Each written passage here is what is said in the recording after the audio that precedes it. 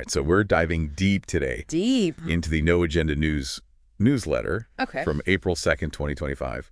And this one's a real grab bag, huh? Yeah, it's all over the place. We've got Elon Musk, George Soros, even Cory Booker makes an appearance. Right, right. And of course, the never-ending saga of keeping the No Agenda show afloat.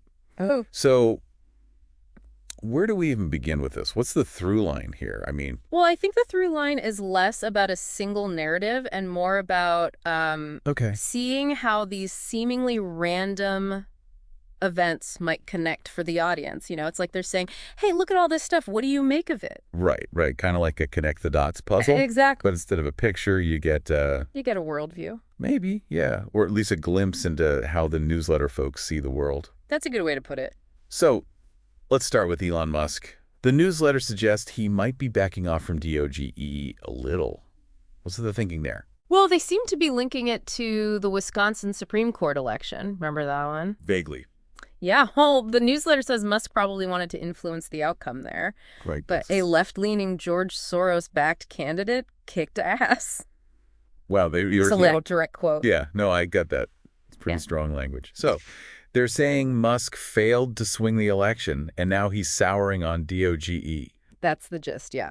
And they also point out this interesting contrast between the reaction to Soros funding the judge and any criticism Musk gets. Yeah, what's up with that? It's like the newsletter is saying there's this double standard. Oh, I see. Where Soros gets a pass while Musk is constantly under fire. And they blame the media for this. Oh, absolutely. Yeah. Downplaying Soros is how they put it, while simultaneously turning up the heat on Musk. So it's all a media conspiracy? That's a bold claim. Right. And it doesn't stop there, does it? The Soros thing, I mean. Nope. The newsletter goes on to say that Soros's involvement in local elections all over the country is directly contributing to this crime wave and threats to public safety. Whoa. Hold on. That's a pretty big jump, isn't it? It is. I mean, connecting local political funding to a nationwide crime wave, that's... It's a bit simplistic, to say the least. Yeah, and I'd be curious to see what evidence they have to support that. Me too. It almost feels like they're trying to stir up fear, you know? It's definitely a strong statement. Okay, then there's this bit about Musk visiting CIA headquarters. It almost feels like an afterthought. Yeah, like a little side note tucked in there. Photo ops and tour of the souvenir shop. Even mentions a challenge coin. Right. Like, what's the significance of that? Are they implying something? I don't know, but they do say all this stuff. The election, the media reaction, the CIA visit is fodder for their next show. Which makes you think they see it as all connected somehow, right? Yeah, like there's some grand narrative they're building. Okay, enough about Musk for now. Let's move on to Cory Booker and his marathon speech. 24 hours and 20 minutes. That's insane. And the newsletter makes it clear this wasn't a filibuster, right? Right. They actually say it was not a filibuster for a bill he wanted stopped or anything practical. Okay, so what was the point? Well, according to the newsletter, it was only to break the 1952 record for longest speech. So just for bragging rights. I mean... That's what they're suggesting. And then there's this whole yeah, gross theory about how he pulled it off physically. Yeah, the catheter thing. It's a pretty wild accusation, isn't it? It is, especially since they present it as a theory without any real evidence. And the whole point of order thing as a signal? Come on. It feels like they're just trying to paint him in a negative light. Yeah, I'm not sure what to make of that. It definitely seems like a stretch. Okay, let's shift gears again. The last part of the newsletter is all about the No Agenda show itself and how listeners can support it. This seems to be a recurring theme. It is. They dedicate a good chunk of every issue to fundraising. So what's on the menu this time? Well, first up, it's John's birthday week. He's turning 73. Ah, the classic birthday donation request. Exactly. $73 for a call out from John himself. Always a tempting offer. Then there's the Commodore status. Right, for the more dedicated fans. Yeah, it comes with a birthday wish for John, and you get to be an executive producer. They call it a threefer. Sounds like a good deal.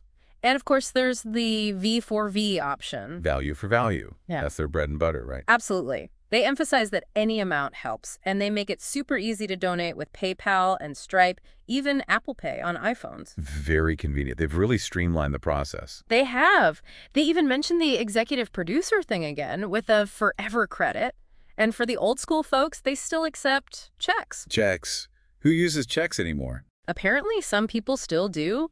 They even accept non-USA checks in foreign currency. Wow, they're really catering to everyone. They are. And then there are the recurring donation options. Lots of choices there. Let's hear him. Well, the lucky $33.33 a month seems to be the favorite now. They say it's surpassed the $11.11 month. Then there are other lucky numbers, a $4 a week or 75 cents an hour subscription, a $50 a month knighthood layaway for 20 months, and even an open donation where you can set your own amount. So they've got something for every budget. Exactly. And they wrap it all up by emphasizing their independence. Your true independent media is how they put it. Because they're listener-funded. Precisely. Not owned by a large corporation nor beholden to advertisers. That's their big selling point. No corporate overlords, just the will of the people. And they end with a reminder to send those checks, just in case you forgot. Well, there you have it, our deep dive into the April 2nd, 2025 No Agenda News newsletter. We covered a lot of ground today, from Elon Musk's potential DOGE disillusionment to George Soros's alleged influence on crime, Cory Booker's epic speech, and of course, the No Agenda show's ongoing quest for listener support. It's a wild ride for sure. It is. And it makes you think, doesn't it, about how information is presented, how narratives are shaped, and who benefits from all of it. Right. Is it all just noise, or is there something more going on here? That's the question we're left with. And it's a question worth asking. Indeed. Thanks for joining us on this deep dive. My pleasure. We'll see you next time. See them. And remember, think and act locally. If you find value in our show, please support us at thinkandactlocally.com/donate. Link in show notes. That's right. We appreciate your support. We couldn't do it without you. All right. That's it for today. Thanks for listening. See you next time.